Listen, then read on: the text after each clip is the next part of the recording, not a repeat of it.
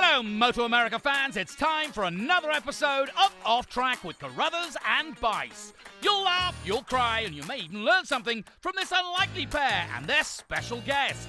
The mic is yours, Paul and Sean.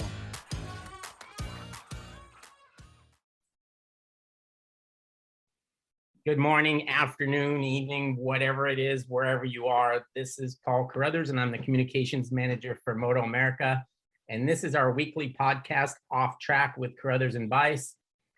I'm joined, as always, by Sean Bice, who's out in Ohio. I'm in Southern California. Sean, you should see me this morning. I am the epitome of Southern California. I'm in my little beach house. I just finished eating what they call an acai bowl, which you probably don't even have those in Ohio, right? Oh, it's a berry thing, right? Yeah, I only see it at like Jamba Juice or something. Yeah, it's the fruit of a South American palm. And I think with the price I just paid for it, I probably paid for everybody's to get shipped here. So anyway, I was having my acai bowl and sipping my latte, and it's a beautiful day at the beach. Wow. And, yeah, everything is, just living the dream here. That's perfect, man. Well, hey, Paul, I think I've used this reference before, but for people like us of a certain age that have remember the movie The Jerk, the scene in when Steve Martin sees that his name is in the phone book and he's all excited about it. He always goes, I'm in the phone book. I always have that feeling when, we just got the first entry list for VIR. And when Danelle sends it to me, I get so excited about seeing who's on it and, finding out how many riders we have and everything. So it hasn't been put up on the website yet, but we've got a massive amount of people. We've got like 182 riders that are going to be at VIR, and there's like 43, I think. No, 37 in Superbike. So when Danilo Petrucci talking about back markers, that's a narrow track where it's going to be, it'll be interesting when we're there, but it's going to make it fun for sure. No doubt. He's going to find out what a lapper is. Yeah, exactly. Well, it's funny because, he complained a little bit about it, but really when you think about it, and our guests can even comment on that when we bring them in. But in MotoGP, the quality of the field is such that you rarely see a lapper in that class, because it just doesn't happen. The pack is separated by such little margins from first to whatever the bottom is, 25th or whatever they have.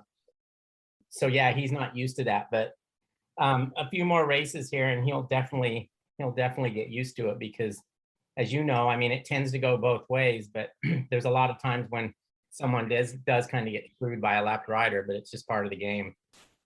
Yeah, and it's tough for us because obviously we want a lot of entries, for growth of our sport and everything, and everybody that's in it, it's important to them. And in order to have a race, you have to have at least one other person, but it's nice to have a lot more. And they can use going through traffic as strategy too sometimes. So there are good and bad things about it, but I just think it's cool that the series is the way it is. And we had a great amount, over 200 entries at Road Atlanta because we had baggers and hooligans. So at VIR, it's not quite 200, but we do have 15 riders for that Royal Enfield Build Train Race program. So that'll be fun to see them again. Yeah, it'll be a busy weekend, but it'll be fun. I always enjoy going to VIR. It's a bit different. It's one of those tracks that's kind of got some soul to it, with the old barns and things like that. It's got a good feel, and I think that the riders generally like the track. So yeah, plus Virginia is for lovers, and we're both lovers, not fighters. So well, there you go. Well, let's bring our guest in. I think everybody in the country is proud of this young man now because Joe Roberts won the Portimao Moto2 Grand Prix, and he became the first American to do so since John Kocinski when it was 250cc Grand Prix in 1990, and the first Grand Prix win of any kind since Ben Spies won at Assen. So he's done something that we've been waiting for a long time. Joe went over there 5 or 6 years ago. And I always had the feeling this was going to happen. I Yep. honestly thought it was going to happen quicker than what it did, and I'm sure he felt the same. But he did it. It's here, and he's a Grand Prix winner. And Joe, how does it feel? I mean, is it any different for you, or are you just the same guy? Hey, what's going on, guys? I mean, I think it's like you said, it's been something I've been chasing for a while. I thought I could get it done in 2020. I thought we had a lot of chances there. Even last year I had a couple races where I felt we had the pace for it, but yeah, I mean, it's just such a amazing feeling. I mean, I think to describe it, it's just pure happiness, just when you cross the line, it's just something that I think, I haven't won even a Grand Prix or not even Grand Prix. I haven't won a race in so long. I think because I went to Europe and got thrown into that mix of the top level riders of the world back in 2017. So I don't even think I haven't won a race in forever, So I've really forgotten what it felt like to cross the finish line first, and it's I just think it's just the best feeling ever. But makes you want to get more, So this sport's addicting, Yeah, and winning's addicting, and that, like you said, that was a very long drought. You probably got your legs probably got pumped up climbing to that top step because they weren't used to it. Exactly. So Joe, now that you have done it, I could imagine if I was in your position, I would feel like a huge load has been lifted off my shoulder, and I could actually just go race the motorcycle now instead of constantly having that in the back of your mind that you need to do this and you need to do that. You've actually accomplished it. Do you feel that? Is that how you feel? Do you feel like, okay, like take a deep breath, I've done that, now let's move forward and can keep doing it? Yeah, totally. But I think Jerez, when I showed up there, I felt great. I felt like, walking into the weekend with tons of confidence, and we didn't have a bad weekend, to be fair. I think it was, for a good top 10 finish, but I definitely went, okay, we're back into this crazy competitive field of Moto2, so I definitely have that, feel like I have it off my shoulders, in that way, to just get the first one out. And I think more, if I was in a position to win again, I don't think I would be as desperate, and I mean, I would, but it wouldn't be so nervous, I feel like I would be able to do a last lap battle and be smart in that thing and be calm, I think that would be, just because you already have that, first one out of your belt, so yeah, I think that would be the next thing. I think when people look at Moto2, I think it started with you. When you went over there, I think people saw how difficult it was. But I still think there was a little bit of disbelief in people's minds, like, how it can't be that hard. Well, now Cameron has shown how hard it is. Sean Dillon Kelly has shown how hard it is. And now there's this, I think, this overwhelming belief of like, yeah, this is freaking hard. I watch those races religiously, and I have timing and scoring on my phone. I have the race on my TV. And honestly, when I'm done watching the race, I feel like I've been through a prize fight, because it just seems like somebody's getting punched in the gut every single week. Like one week it can go well, and the next week you're in 20th and getting the shit kicked out of you. And it just seems like I don't know how you can even deal with it sometimes. I mean, it's an emotional roller coaster. I mean, like you said, I've been in this class for a while, and I've had some real ups where I felt like the best rider on the track, and I've had some weekends where I felt like I was nothing, and it's hard mentally to go through that, because I mean, the gaps are so close. That's the other thing that, I feel like the computer warriors don't seem to know, is that, you have these, it's like, okay, 20th place in Jerez last weekend. Well, that was about 8/10 or 9/10 from first. And I mean, that's nothing, that's really like, those are just such fine margins that maybe you just didn't put a lap together, or you got a lap canceled, or maybe not like first to 20th, but like first to 15th, can be like that, where you really just didn't get that lap done, and that's why you're in 15th. But it looks like the worst thing in the world, you know, and you feel like the worst thing in the world when you come off the track too, because you're like, wow, I'm not these guys. I have so many guys more in front of me, you know, right now. But I don't know. It's just something like mentally you have to know that you can't, like, you are here, you are racing against the best riders in the world. I've set lap records, you know, like those are things that you need to remember. I've qualified on pole, I've gotten on a podium, like won a race. These are all things you have to like bank in your head that, you know, when you have a tough weekend, you know, just know it is a tough weekend, and there's another track, it's a long series, and you can come back, you know. I mean, you see it all the time. So, you know, Joe, I think back to, I don't know what year it is. You can tell us better than I can remember it, but it was when, you know, you were racing in Red Bull Rookies, and you came over and I think you went to Barber and you won both races that weekend, your first time out in MotoAmerica or in AMA. And, you know, you were just like, wow, you know, we heard about you. And here you did it, and you started winning, and you started getting on a roll, and it continued for a few years.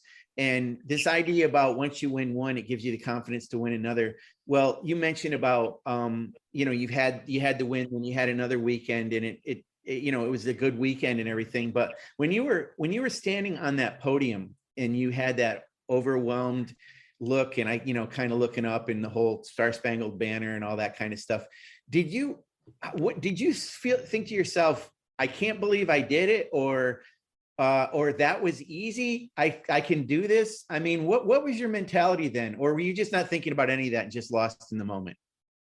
I mean, yeah, I mean, that race was definitely a very special race, just considering like the way that how it all unfolded with the top riders in the first part kind of crashing out, and then it coming down to a 7-lap race. I think for me, it was definitely a confidence boost to win that race, but like also to pull away from all the, you know, I mean, it pulled away from Vietti, who's leading the championship right now. So there were some good guys in that race, but I don't know. I think it was just something like just being able to cross the finish line. I mean, it was definitely a special race, but it just felt like needed for me. It really felt like I needed that, you know, just after a lot of, you know, just, you know, making the decisions I've made, and, you know, things not going to plan like I thought they would. I think for me to cross the finish line and just have, you know, a result like that, it just felt like such a relief. I don't know. It poured out of me, just the emotion for it. Cause I mean, yeah, I put so much into this, and everyone around me puts so much into this, all the people that support me. And it's been a lot of years chasing this dream, and yeah, I don't know. It just, it definitely was probably one of the best moments of my life to have that happen. Even though, yeah, considering the race it was, you know, it just felt, yeah, like I said, just felt needed. You know, and you mentioned this thing about the people that you have around you. I mean, family and friends and all kinds of people. And I know all the riders are like that, but I internalize this stuff myself. And sometimes when I'm going to do something, I feel like I'm trying to do it more for other people that maybe care about me, or I want to show them, you know, that I value what they're providing for me. Do you feel that sometimes? Do you feel pressure that, oh man, I can't let my entourage, I don't mean to say entourage, but you know what I mean, my family, everybody, yeah. It's almost like it's easier to let yourself down than it is to everybody else. Do you know what I'm saying? I do. And it is definitely like the whole idea of pressure is a funny one, because I think the people around you don't tell you they're putting pressure on you. You know, it's not, everyone's like, you're doing great, you know, it will come, stay calm. That's generally the kind of the things that people say to me, or even in my team too. My team are, you know, last year, if I crashed out of races we could have finished well in, or, you know, a weekend didn't go to plan, or whatever happened, you know, at the end of the year with my breaking my collarbone, they really stood by me and were like, we believe in you, we know you can do this. So it's like one of those things that, like, then when everyone around you is giving you so much support, the pressure just lies from like within, you put all that pressure on yourself to perform. And I think there's definitely an element like you want to do well for the people that have believed in you. But I mean, I think there is definitely that element for sure. But I think I just have the things that I want to do in this, I've been chasing this thing for my own reasons, and there's goals I want to hit, there's things I want to do. And when I feel like a race that I could have done something at, and, I made a mistake and crashed out, or the weekend, didn't go to plan, I take it personally, so I think the pressure I put is really on myself. But, obviously everyone wants to win. So that there's pressure. I'm in a great team, and a team that's won the championship. So obviously we know we need to win races. Okay, one more going back to Portimao.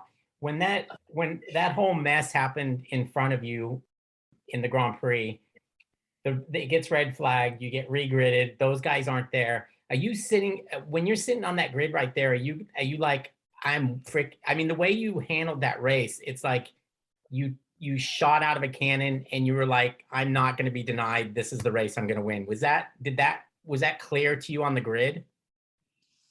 Yeah. I mean, I just felt like I had to, with the circumstances. I mean, I think Jake posed the biggest threat. I mean, I don't know, because, like Jorge Navarro and Vietti as well, they had I kind of looked at when I came in with the red flag, I was kind of looking at everybody's last lap to see who was fast. And the guys behind me, like Vietti and Navarro, were a bit quicker than me, even in the first part of the race. And Jake too, as well. So I don't know. I think when the conditions are like that, where people are a bit on edge because it's just rain and there's been a bunch of crashes, I see that as such an opportunity to capitalize on, people's discomfort with the conditions. So, I mean, I felt I really had nothing to lose. I mean, the first part of the year, we didn't have any like spectacular results, or I wasn't we're in the top 10 in the championship, but nothing, I didn't feel I needed to hold back at all. I just felt I needed to go, and I felt like I know this track. It's a track that I really love a lot, and I don't know. I gave a good feel around the track on the warm-up laps with my foot to see if it was kind of wet, and or if my boot was catching, if it was grippy, and track felt fine to me. So I just decided to go for it. I mean, I don't know. I was surprised with the gap though, because I mean, these guys in Moto2 don't hold back, I think everyone was pushing, but I just found a rhythm. I talked to Wayne about it, Wayne Rainey, and he told me the first race he ever won, it felt like the easiest race in the world. And honestly, that one felt not easy, but it felt like it just flowed out of me really, really comfortably. I just really found my rhythm on the track. So yeah. Okay, so with all that behind us, 6 races in the bank, you're 5th in the championship. We're obviously not going to start saying that Joe's going to be world champion this year, but I mean, you're 5th in the championship, and the way things have been going and the way things are in that class, I mean, you're not out of that. And I don't want to put any pressure on you to think that you're going to tell me that you think you can be world champion, because I know that's probably not how you feel right now. But I mean, you are in the chase.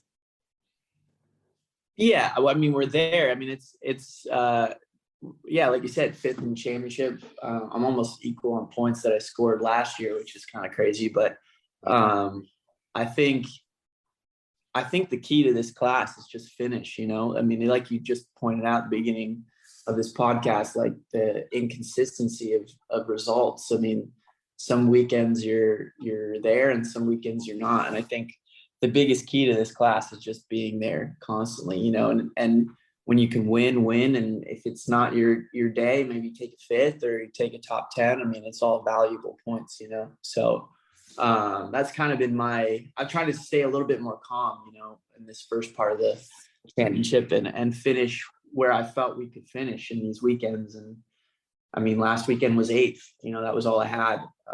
But Le Mans coming up and I love that track, and that could be something else, you know, who knows? So, I do love Le Mans a lot, and also Mugello too, coming up. That's a good circuit for me. So, yeah, that's the kind of idea behind this year, you know, is just take the best result you can from that weekend, and whether that's a win or a top 10 or a top 5, you know, you gotta be confident with that. Well, so let's go back and talk about that track a minute. I don't understand. I have seen or heard people say that those riders that went down and high-sided happened in the space of about 5 feet of track. And everybody said it was just wet. And I'm thinking, you were there, Joe. The whole track was wet? The court, I don't get it. And how did it, after that happen? How did everything seem to be okay so shortly after that? Was it a cloudburst in one turn? Was it really just wet in that one section? And what did you experience through there? Yeah, I mean, that first part of the race was like really weird conditions all weekend. You know, that part of the world, it just kind of rains, or it does, you know, it will rain in one concentrated part. So it'd be like one corner has gotten rained on, but the rest of the track's fine, you know? And I had it kind of in the back of my mind that something like that was maybe going to happen. I mean, it's so like mentally difficult when you're riding a track on dry tires and it starts raining. Like, can be like, you almost just have to like judge how much water is coming down and go, okay, is this enough to make the track wet? You know, because I mean, there's just a huge commitment, especially at Portimao, where you have all those downhills and the big, like the G outs of the bike. I mean, if you hit that with a wet part, I mean, that's not going to be fun. But yeah, so the first part of the race, I was just a little like concerned about the water coming down. And I mean, the front guys, unfortunately, were the ones that had to see it all first, you know, and experience everything first. And they were pushing hard. I mean, the pace was there. And so when I saw them coming into turn 2 and everyone was high side, and I kind of had a feeling that it had just rained, even though it, you know, wasn't actually raining. I think it just basically had come through maybe 20 seconds. A little cloud of rain just came through 20 seconds before we got there. Because you could smell it too. Like, you can smell the moisture coming off of the asphalt. You know, it just really smelled like, oh man, I think it just had rained through here. So I backed out. I backed out enough to stay on. I still had a moment, but I don't really know how I stayed on considering how many people went down there. But yeah, I was just lucky to predict it, I guess. Or yeah. That's amazing that you can smell it in the track. And by the way, for people listening to this podcast, that's actually called petrichor. It's a smell, that smell you get when it's rained or recently rained, but I've never heard it associated necessarily with a track, but I know what you're talking about, Joe, and I'm sure other people do too. It's just some kind of difference in the air, but it's amazing that you're flying around that track and could notice that. So here's my next question on that. So you guys famously or infamously, however you want to put it, don't have traction control on your bikes. And I assume it's a cost-cutting measure. And those bikes were classic. Those bikes went down on classic high sides, almost 2 strokes to the moon and that kind of thing. Do you think traction control would have helped in that case? And do you wish you had traction control on your bike? I don't think it would have helped in that case. I think you can tell because, I mean, if you look at the MotoGP Q2 from the Saturday, I mean, those guys had traction control and they were high siding like crazy, you know? I think it can only do so much. And when you commit to a corner like that with that turn 2 at Portimao is third gear.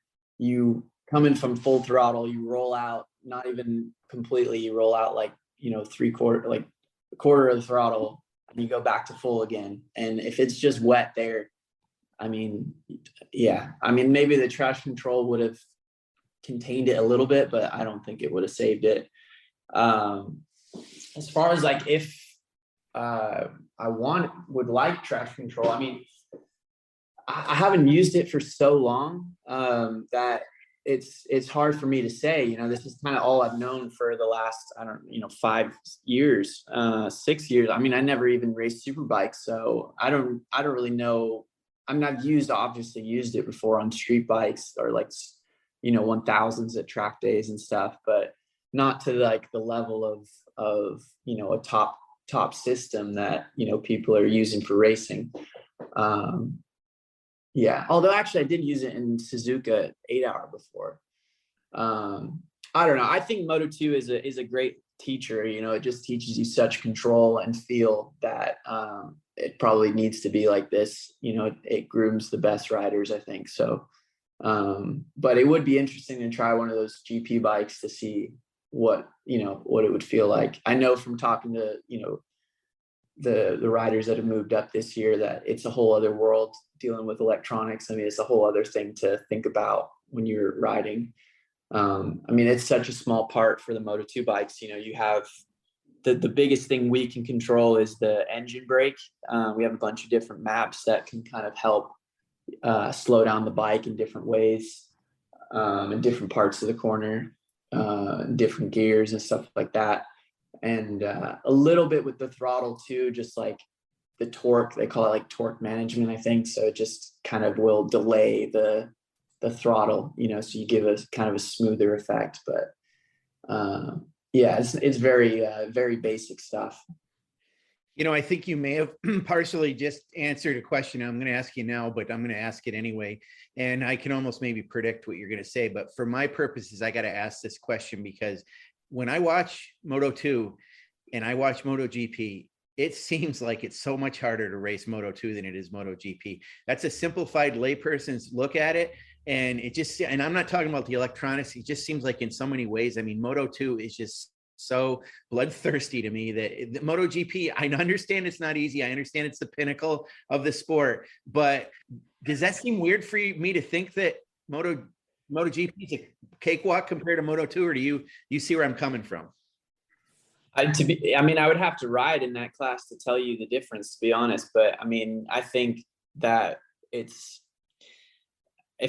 just like what I've observed from the riders that have gone there and just, knowing what I know about the bikes or the tires, I just think that it's just such a different type of motorcycle. I mean, Moto2 is that whole class, you're riding different tires. You don't have as many options for tires. Everything's really stripped down and really basic, and pretty much everyone except for, the speed up guys or I think, yeah, MV Agusta. Everyone's on a Calyx, so everyone's riding the same bike and the engines are all the same and everything. So it's just so different. And Moto2 has always been, one of those classes that's it's just about the rider, and I mean, there's definitely some teams figure out some things, I think, but I mean, for the most part, it's very, very stripped down. And yeah, I don't know. I think MotoGP just has different elements to it that make it a lot different, but I mean, I think it's crazy right now thinking about MotoGP and how competitive it is. I mean, looking at it compared to even like 5 years ago, it looks insane to be in that class. I mean, the lap times are separated. The gaps are really similar to Moto2 now. The top guys are separated by a second, like the top 20, it's really similar. So motorcycle racing is just at a crazy high level right now, Okay, so Joe, I don't know how many of our listeners know, but you and Cameron Beaubier are now neighbors. I don't know how close of neighbors. I think you're in the same complex maybe. So I don't know that you're necessarily right next door, but I know you're in the same little hood there. Now, Cameron, have you had to have a talk with him at all? Like, Cameron, just chill. This class sucks. You get punched in the stomach every other race. Just do what you can and keep your spirits up, or do you leave him alone? We talk a little bit about things for sure. I try to pass on things I've learned from the last few years of being here. I think he's learning a lot on his own just with what he's going through, but I mean, Cameron, I think, is doing great.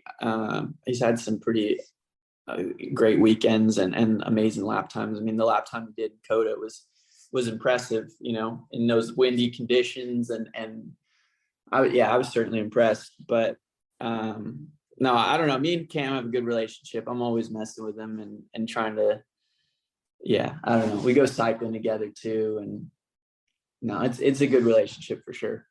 Yeah, I mean, he's fun to mess with. And I just think from a patient standpoint, I think you must have learned how to deal with it as far as the patience goes. And I don't think he's quite there yet, because I think he just expects more out of himself without taking into consideration just how difficult it is. So that's why I brought that up, because I think if anything by now, with all the years you've been there, if you haven't learned anything, you've definitely learned patience.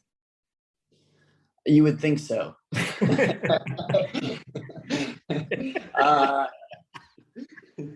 I think I definitely don't have I still feel I need to work on that. But no, I mean, yeah, you got to be patient. But I mean, I feel him. I mean, I'm there too. Sometimes I'm like, come on, let's get up there and start battling for wins.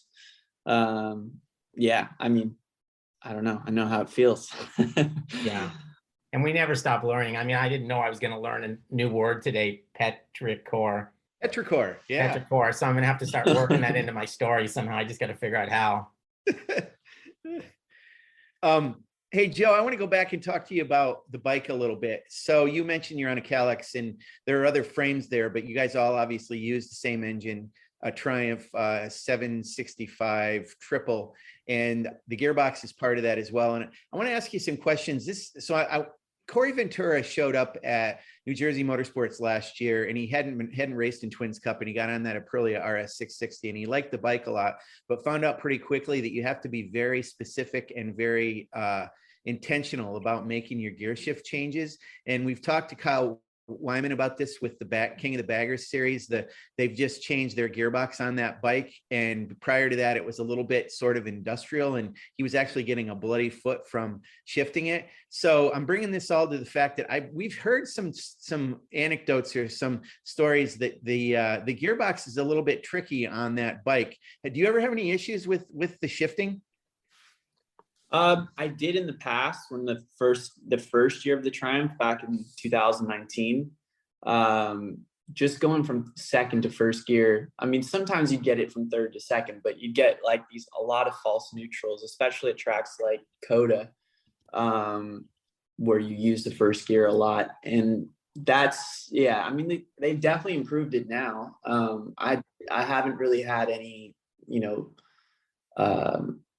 like any false neutrals really this year. So definitely gotten a lot better. I mean, the gearboxes feel all right to me.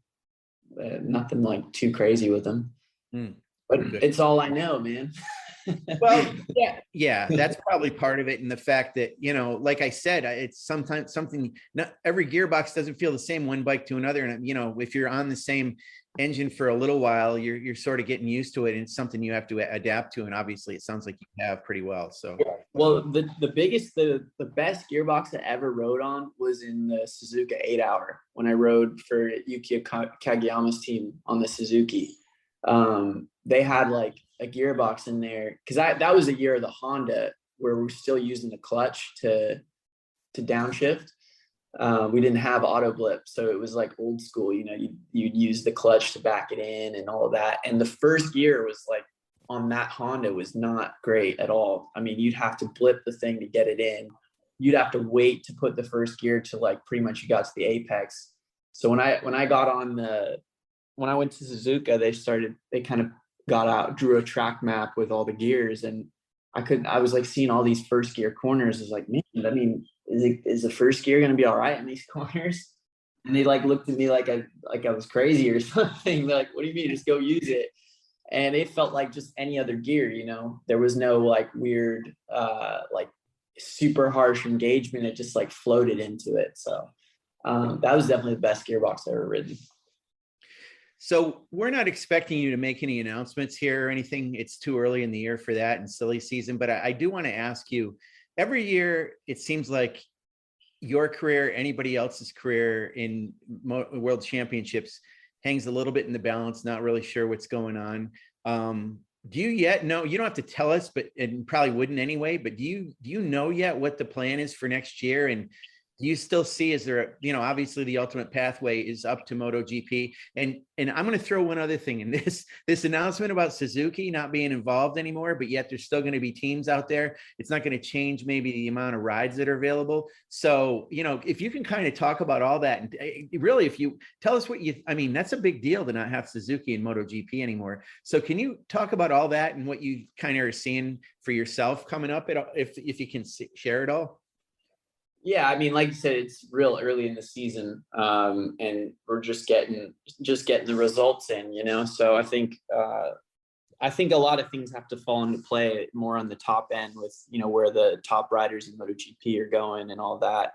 But if I'm honest, I'm not really thinking about it too much. I think in years past, I fell under the thinking about what I could do to get up there and what was good enough and all that stuff. So and that was just not mentally good for me, So, this year it's just really, I just want to have the best season I can ever, I just want to have the best ever season I've had in Moto2. So I'm working to do that. And wherever that puts me in the future is where it will be. But that's really where my headspace is at. But yeah, it's as far as Suzuki, that's it. I was pretty shocked to read it, but and it's sad too, because honestly, I know a lot of people on that team just from my experience in the Suzuka 8-hour. I got to work with some of the technicians from that team, and I really love those guys a lot. So it's definitely sad too. That bike to me was such a cool bike, one of my favorites on the MotoGP grid. And yeah, I guess it's not confirmed, but it is. Right. I don't know where it's at and all those things, but it definitely throws a real interesting wrench into the whole, season next year of where everyone will be. And yeah, definitely hard to predict. And I don't think it's going to be a normal kind of season where everything's announced in the summer. I feel like things are going to be maybe a little delayed. I could be wrong on that, but it just seems like so many things are thrown up in the air right now. I just think the whole thing's so weird, because I had to stop and think. I was like, wait a minute. Okay, you had Quartararo last year, but I said, wait, the year before they won the championship. What is going on? How is that even possible? But I know things change pretty quickly from one year to another, as you allude to with the fact that your situation, you never know. Hey, we're getting ready to wrap up here, but this isn't really a question, Joe. It's merely something I want to tell you, and I want to share it with the fans on this podcast. So when we were in Coda, and we had gone out to this barbecue place, and we got done and we came outside, and I'll tell you how it went for me. And all of a sudden I saw Keaton Hendrickson, who I didn't expect to see there. I knew he had worked in the World Championship, but wasn't sure what was up. And he was a teammate of mine a few years ago when I was working with Yamaha. So I immediately saw him, and I started going over. And then I saw you, and you're like, "Hey, Sean," and you put your arms out, and I said, "It's obvious he's going to hug me." And I'm like, Joe, that made my entire weekend. Oh, I'm like, Jesus. Joe Roberts wanted to hug me. So I'm like, I was riding on cloud nine from then on. So that was so great. Thank you for not big timing me. What? No, man. We had some good times at Yamaha when I was riding the R6 that year. Yes. Yeah. No, that's good, man. It's good to see you guys. Yeah, it was barbecue. He was excited all the way back to the hotel, Joe. I didn't even feel comfortable sitting in the back seat with him. He was like, Joe hugged me. All right, Joe, we're gonna cut you loose here. Oh, you tested today. Just tell us real quick. Did it go? Okay? Yeah. Yes. We got rained out, so shit. Not much to write home about, but it was pretty early days. We just trying some different stuff for the hotter conditions and things, even though it was kind of cold today. So at least you didn't have to go far, right? Yeah, I live kind of far from the track. I'm Oh. like an hour away, so yeah. But All right. it's fine. We got one more day tomorrow, and it's looking like it's gonna be sunny all day, so we should get some good laps in and be ready for Le Mans for sure. So it was like driving to Willow Springs from your house. It honestly was. It felt like my new home track. All right, Joe. Well, thanks for joining us. And like I often tell Cameron when I feel like he's getting down, it's like there's a lot of races to go. And if you excel in the last 5, nobody seems to remember the other 16 or whatever. So it's just take it one at a time and continue to do well, and good luck. And we'll catch up with you again. But yeah, thanks for joining us all the way from Spain.